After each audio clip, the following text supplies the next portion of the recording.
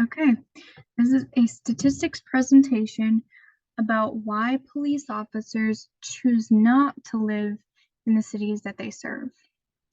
And I'm your presenter, Emily O'Connor. According to Nate Silver, most police don't live in the cities they serve. A commuter statistics in this article showed that over 50% of large police forces have a good majority of their employees living outside of the cities they work in. There's also ethnic differences in housing locations for the police force. Hispanic and Black police officers versus white police officers, both in 75 major cities. It showed that 49% of Black police officers live in the city they work in, and 47% of Hispanic police officers live in the city they work in. However, there's a stark contrast because only 35% of white police officers live within the city limits of the place that they work.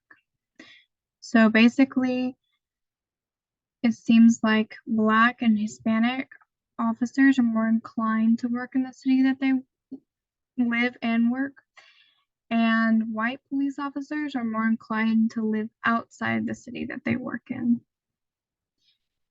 There are geographical influences as well. This article showed a contrast between Jacksonville, Florida, and Atlanta, Georgia.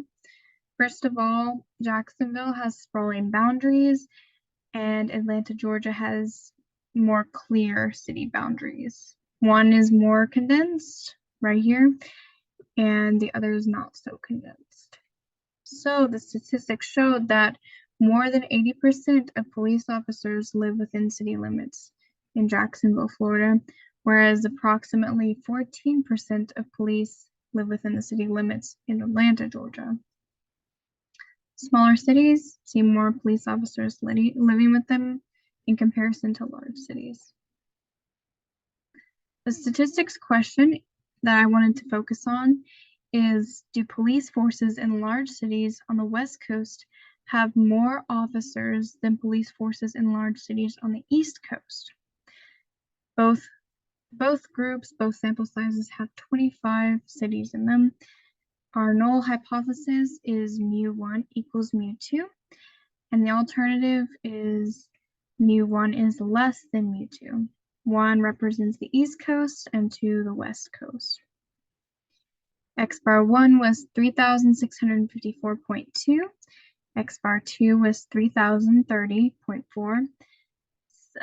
Standard deviation for 1 was 6,379.351. And standard deviation for 2, or the West Coast, was 2,460.881. We had a DHEF of 24, an alpha value of 0.05, a test value of 0.456, and a p-value of 0.674. And you can notice the difference between the alpha and the p-value. The p-value is much larger. And the graph with the averages between East Coast and West Coast show that the East Coast average was more than the West Coast average for police forces. In conclusion, there was not enough evidence to conclude that the police forces on the West Coast were larger than the police forces on the East Coast. Therefore, we fail to reject the null hypothesis because there is insufficient evidence that the police forces on the West Coast are larger than the police forces on the East Coast. And those are my references. This concludes my presentation on why police choose not to live in the cities that they serve.